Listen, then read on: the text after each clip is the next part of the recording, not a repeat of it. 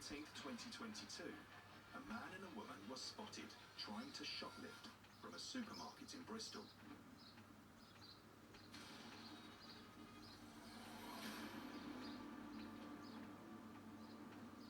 Out of nowhere, the man violently attacked the security guard with a knife. Horrified, to be honest. Been doing this job for 25 years. It's not very often you see such level of violence.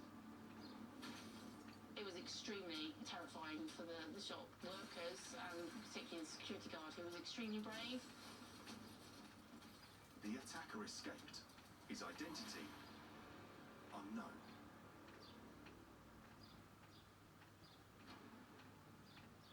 Five months later, on the 4th of March this year, a man and a woman walked into an apartment building in the centre of Bristol.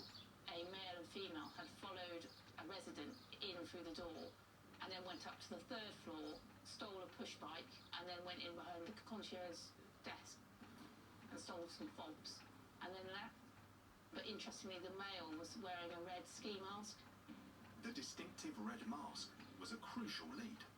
My officers started looking at our computer systems to see if there had been similar offences in and around that location in Bristol, and searches particularly on the red ski mask because that was really relevant, really different and unusual. And then through that research we were able to identify that actually there had been another burglary 3 days earlier where the red ski mask had been used again. On the 1st of March, a man and woman had been seen on CCTV outside an office block in the St James area of the city. Female stays outside, but the male goes into the office block. There was a total of 4 laptops that were stolen. Again, the male had been seen wearing this red ski mask. It's clear that it's the same offenders. On the 11th of March, the city centre apartment building that had been burgled a week earlier was targeted again. This time, the burglar wasn't wearing a red ski mask, but officers suspected it was the same man. This time it was just a male suspect that is seen on CCTV. Gone into the concierge area, there's some parcels within that area. He's grabbed the parcels and left the building. And then comes back 20 minutes later. More parcels, helps himself to parcels and leaves again. In fact, he's targeted the same building and we were happy we were talking about the same suspect. Incredibly, 5 days later, the same building was burgled for a 3rd time.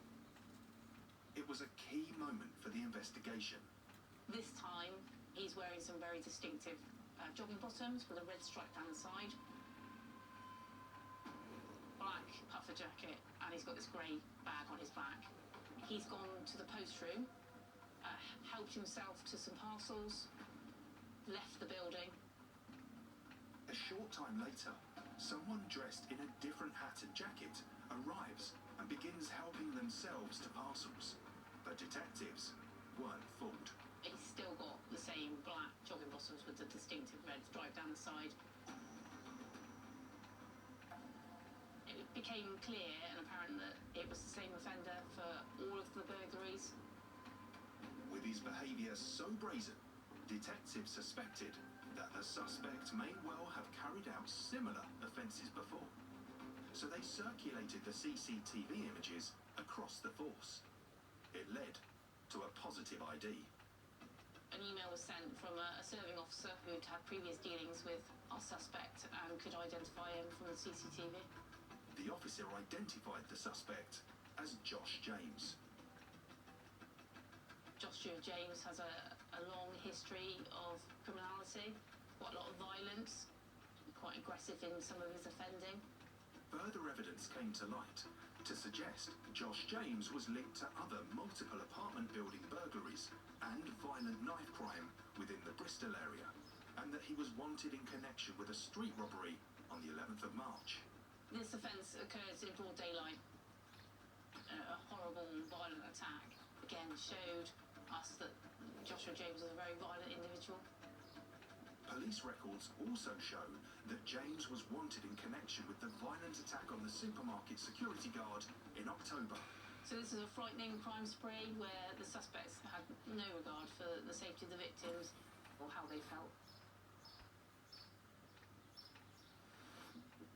Detectives still needed to identify his accomplice.